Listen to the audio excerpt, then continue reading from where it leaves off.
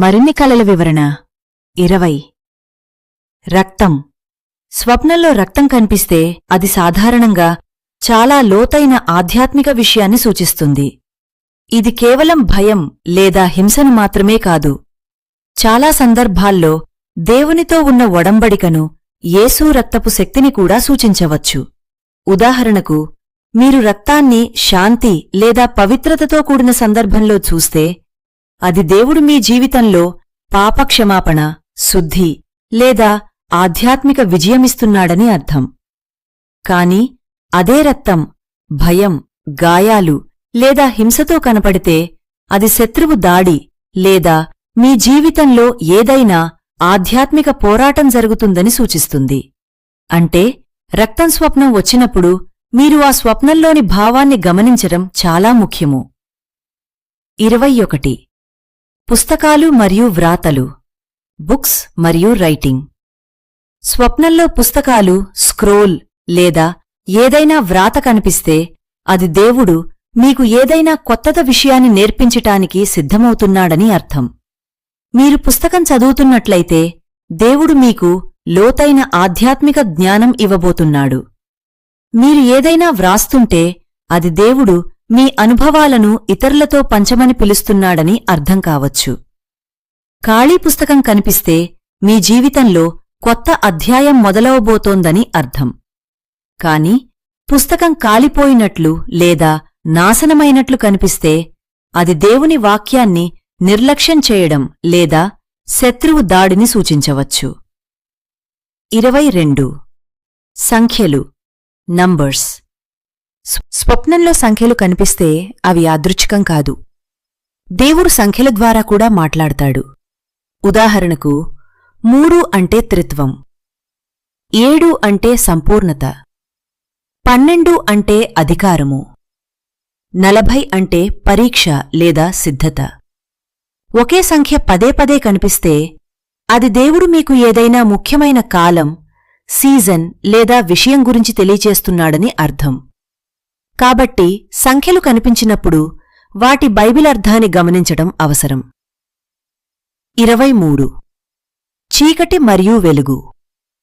స్వప్నంలో వెలుగు కనిపిస్తే అది చాలా మంచి సూచన.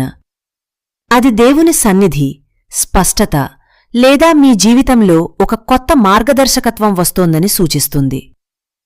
మీరు చీకటి నుండి వెలుగులోకి వస్తున్నట్లయితే అది విముక్తి లేదా రక్షణకు సూచన. కాని పూర్తిగా చీకటి, భయం కలిగించే వాతావరణం ఉంటే అది ఆధ్యాత్మిక యుద్ధం లేదా శత్రువు ప్రభావం కావచ్చు.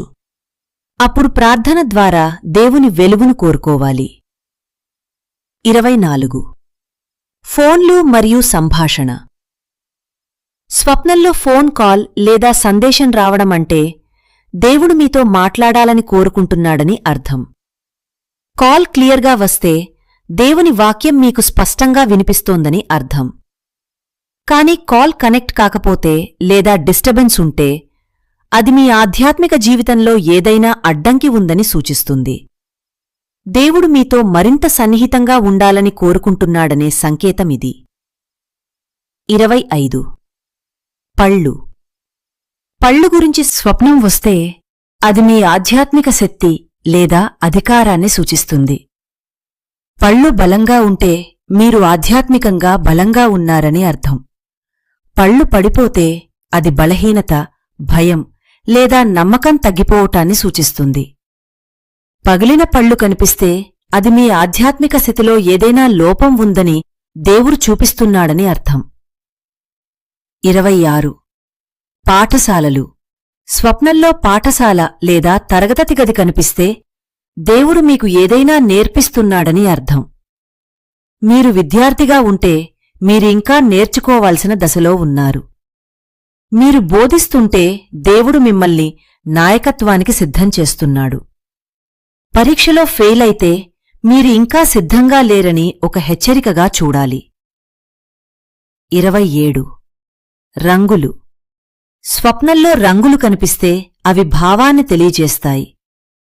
తెలుపు పవిత్రతను, ఎరుపు త్యాగం లేదా యుద్ధాన్ని, నీలం ఆకాశ సంబంధమైన విషయాలను, ఆకుపచ్చ ఎదుగుదలను సూచిస్తుంది. ప్రతి రంగు దేవుని సందేశానికి ఒక భావాన్ని జోడిస్తుంది. కాబట్టి రంగులు కనిపించినప్పుడు వాటిని నిర్లక్ష్యం చేయకూడదు. 28. జైలు. స్వప్నంలో మీరు జైలులో ఉన్నట్లయితే అది మీ జీవితంలో ఏదైనా బంధనం ఉందని సూచిస్తుంది. అది పాపం, భయం లేదా క్షమించలేకపోవటం కావచ్చు. కాని మీరు జైలు నుండి బయటకు వస్తే అది దేవుడు మీకు విముక్తి ఇస్తున్నాడని అర్థం. ఈ స్వప్నం వచ్చినప్పుడు ప్రార్థన ద్వారా స్వేచ్ఛను కోరుకోవాలి. 29. ఆసుపత్రి. స్వప్నంలో ఆసుపత్రి కనిపిస్తే అది దేవుడు మీ జీవితంలో ఏదైనా స్వస్థత తీసుకురావాలని కోరుకుంటున్నాడని అర్థం. మీరు రోగిగా ఉంటే మీరు స్వస్థత అవసరం. మీరు ఇతరులను చూసుకుంటే దేవుడు మిమ్మల్ని ఇతరులకు సేవ చేయడానికి పిలుస్తున్నాడు. 30. కిరీటాలు. కిరీటం గురించి స్వప్నం వస్తే అది గౌరవం, ప్రమోషన్ లేదా ఆధ్యాత్మిక అధికారాన్ని సూచిస్తుంది. దేవుడు మీ విశ్వాసాన్ని గమనించి మిమ్మల్ని ఎత్తుతున్నాడని అర్థం. కాని ఇది గర్వానికి కాదు, వినయంతో ఉండాలని కూడా గుర్తుచేస్తుంది. 31. పక్షులు. పక్షులు స్వేచ్ఛను మరియు ఆధ్యాత్మిక సందేశాలను సూచిస్తాయి. పావురం కనిపిస్తే శాంతి, పవిత్రాత్మ సూచన. గద్ద అంటే దూరదృష్టి. కాకి అయితే సందర్భాన్ని బట్టి మంచి లేదా చెడు అర్థం ఉంటుంది.